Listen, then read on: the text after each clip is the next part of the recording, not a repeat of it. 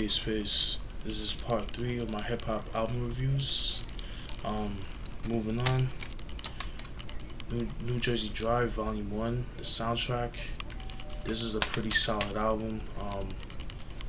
This is out of print, but the movie is spectacular, man. It's one, to me, it's like one of the most underrated hood movies like ever made, and it's dope. If you like mid '90s hip hop, you'll love it. And what's cool about it, it's not just an East Coast.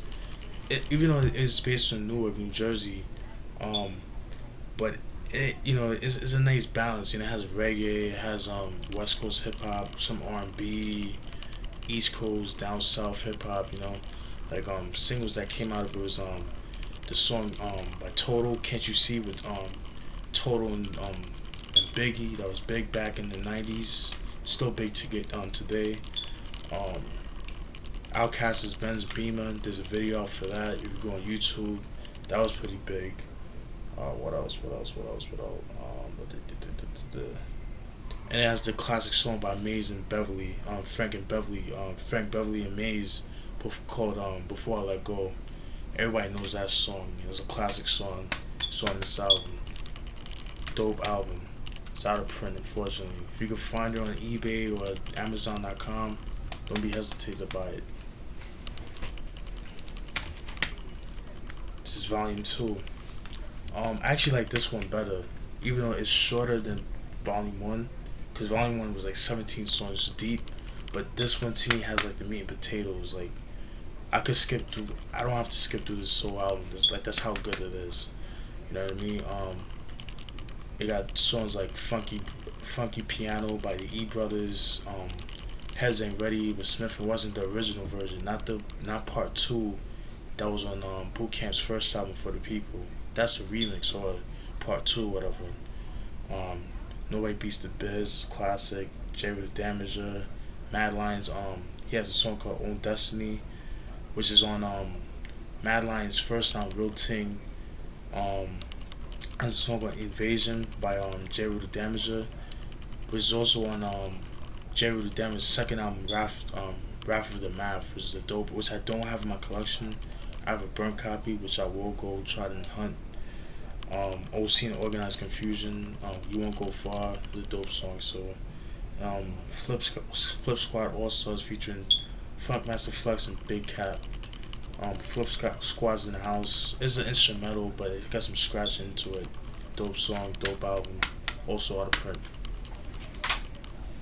1995, by the way, those two.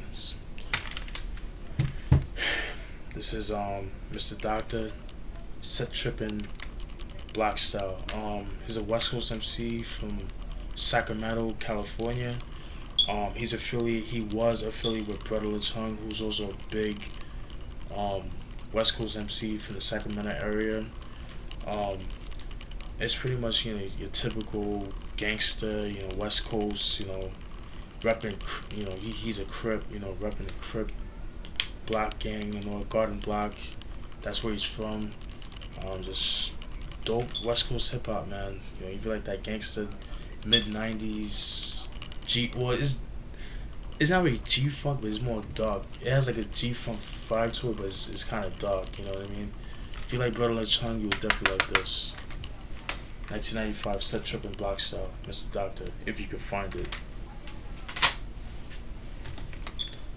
LL Cool J, 14 Shots to the Dome. This is actually one of my favorite albums from LL Cool J. To me, this is one of his most underrated albums from LL Cool J. This one, he went gangster with it. But this was released in 1993. Give me 1 second. Yeah, this song was actually this album actually was is known for songs like Pink Cookies in a Plastic Bag, Backseat, what other songs? How I'm Coming, I think, yeah, How I'm Coming Down, How Am I Coming, things like that. This is a solid album if you can find it, because I believe this album was out of print, if I'm not mistaken. Juelz Santana. It's his debut album. Dipset affiliate. Everybody knows Juelz Santana is. I'm not gonna get into his whole, history. You guys should know who he is. He doesn't know. If you guys don't know who he is, you either sleeping on a rock or go on Wikipedia and check him out. But this is his debut album. This is before he started doing all that fucking bullshit, skull gang bullshit that he's doing now. It's a pretty solid album. I liked it. It was pretty dope when it first came out. 2003, by the way. Geronimo The Natural. This is his debut album. For those who don't know who Geronimo is, he's an MC from Flushing, Queens. He was affiliated with Earth God and Ja Rule in a group called Cash Money Click. And Cash Money Click, they're all from Hollis, but they were all cool with Mike Geronimo because I guess they knew each other from around the way or whatnot. This is a pretty solid album. Notable singles are The Natural, Master IC, Time to Build, even though that was like more of an underground single. Shit's Real, and I believe that's it. Those are the singles. Pretty solid album. If you're a fan of 90s hip hop, mid 90s hip hop, and Queens hip hop, you would definitely enjoy this album. Pretty solid album. One thing about Geronimo, his second album, Vendetta, he came out with, that came out in 1997. He tried going commercial because I noticed like back in '97, like a lot of East Coast artists started jumping on the bandwagon, the bad boy bandwagon, and try to do like jiggy, like commercial radio rap songs and shit, and that album flopped because of it, So, but if you want to know about Geronimo, this is the only album you really need, to be honest with you. Dope album, 1995.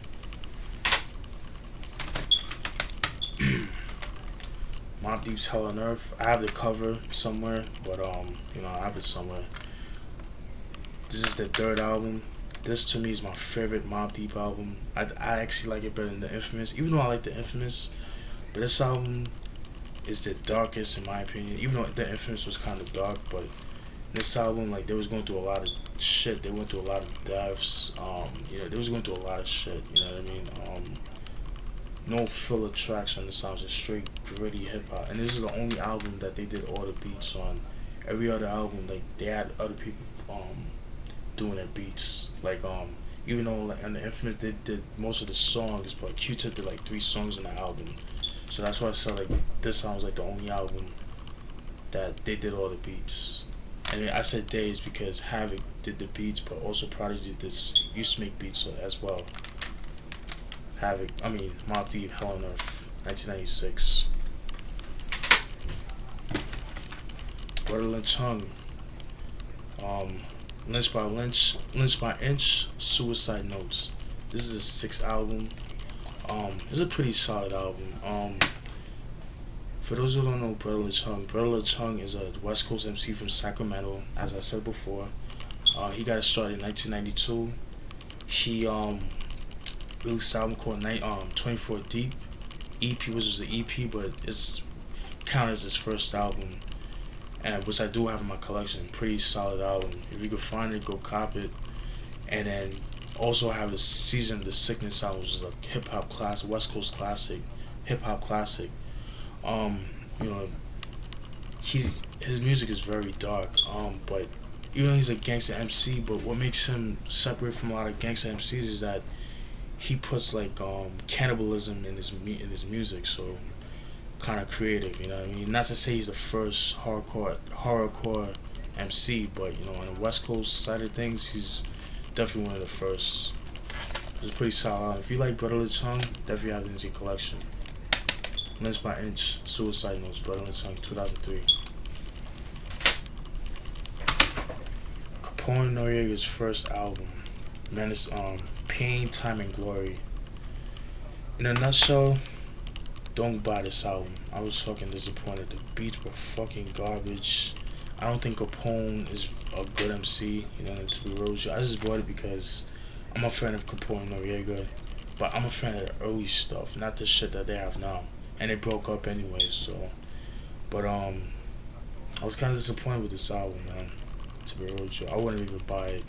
Don't waste your money unless you're a big Capone fan, but I wouldn't even waste my time. Give me 1 second. 2005.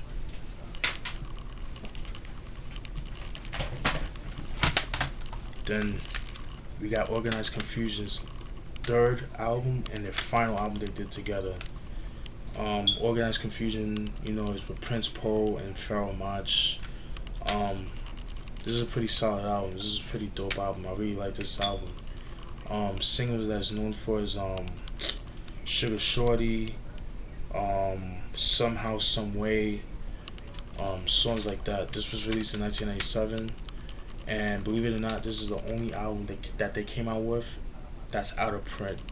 But their first 2 albums are in print or are in stock, which doesn't make sense. They need to re-release this album. Good thing I have a copy of this shit. Very solid album. If you're a fan of Organized Confusion or Pharoah Monch, I'll definitely copy. If you find it, don't hesitate to buy it.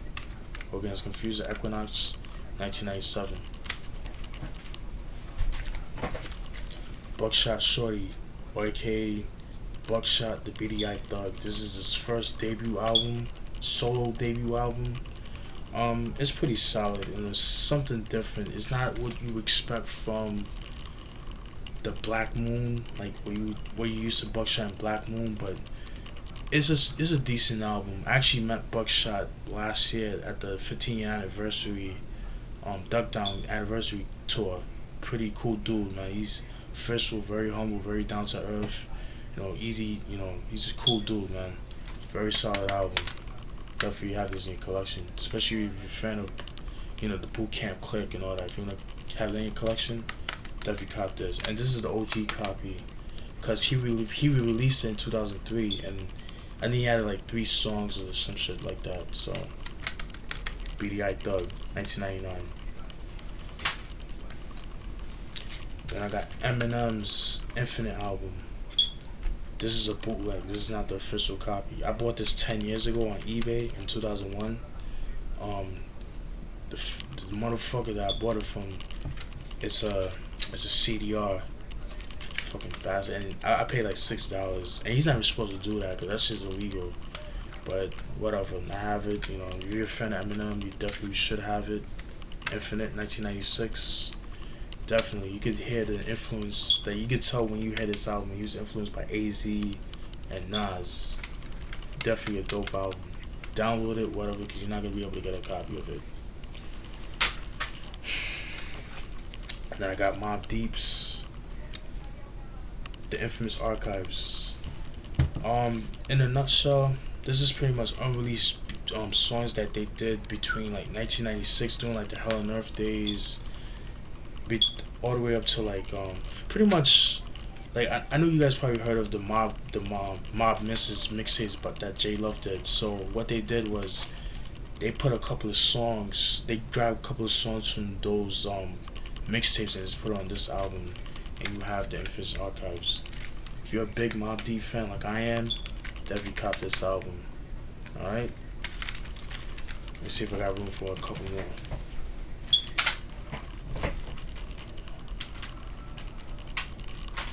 Now, you know what? I think that's it for now. That was part 3. Stay tuned for part 4.